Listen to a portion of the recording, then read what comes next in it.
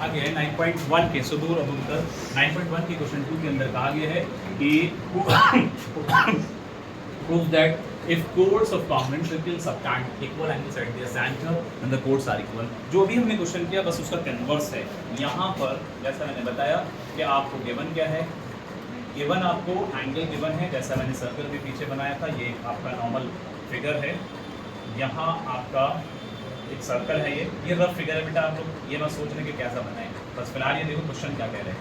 ये आपका CD है, यहाँ आपका ये AB है, सही है बच्चों।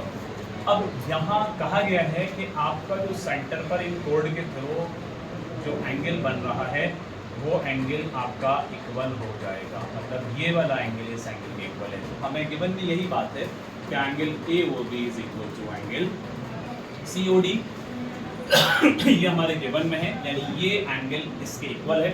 हमें प्रूफ क्या करना है, हमें प्रूफ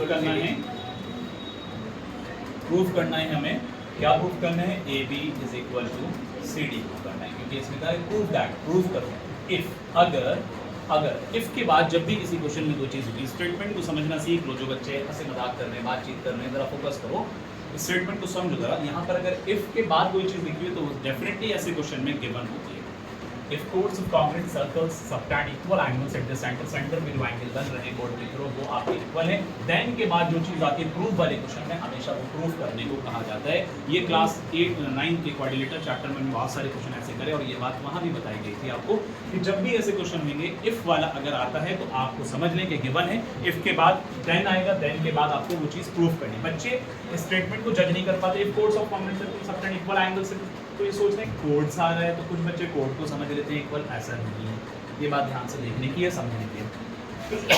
अब हमारे प्रूफ में तस्वीर क्या है, प्रूफ में है कि यहाँ पर सबसे पहले हम क्या चीज़ लेने वाले हैं, एक ट्राइंगल। कौन कौन सा ट्राइंगल लेने वाले हैं, triangle AOB and triangle COD। यहाँ पर हम दो ट्राइंगल को फॉलो कर रहे हैं। तो फर्स्ट ऑफ ऑल यहाँ जैसे कि आप देख रहे हैं, और देखिए यहाँ पहला स्टेप आपका होगा कि जो चीज़ें आपको गिवन है, लेकिन उससे पहले ये वाली साइड इस साइड के बराबर है, तो मैं कह सकता हूँ OC is equal to OA, एक ये है।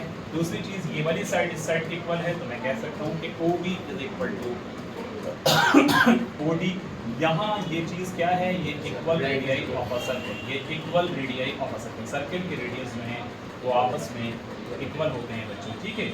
ये इसका रीज़न था। अब इसके बाद तीसरी चीज़ क्या होगी कि ये वाला एंगल आपको गिवन है इस एंगल के, तो हम कह सकते हैं angle AOB is equal to angle COD, ये हमारा गिवन है। अगर हमारे पास तीन चीज़ें आ गई, एक साइड ये है, एक साइड ये है, एक एंगल ये है, तो हम यहाँ पर क्या कह सकते हैं बच्चों कि triangle AOB is congruent to triangle, किसके कॉन्ग्रुएंट है बच्चों, COD के। जब ये COD के कॉन्ग्रुएंट है तो ये किस क्राइटेरिया से है, बाई SAS क्राइटेरिया। अब जब कभी भी हमने चैप्टर 7 में पढ़ा है सब में कि जब कभी भी दो ट्राइंगल कॉन्ग्रुएंट हो जाते हैं तो उस कंडीशन पर उसके बचे हुए साइड्स, बचे हुए एंगल सब बराबर, तो यानी मैं कह सकता हूँ कि ये वाली साइड इस साइड के इक्वल हो जाएगी कि नहीं होगी, बोलिए। AB is equal to CD, यहाँ आपका बाई CP CD हो जाएगा, और ये चीज़ प्रूव हो गई है, यही आपसे कहा गया, ओके।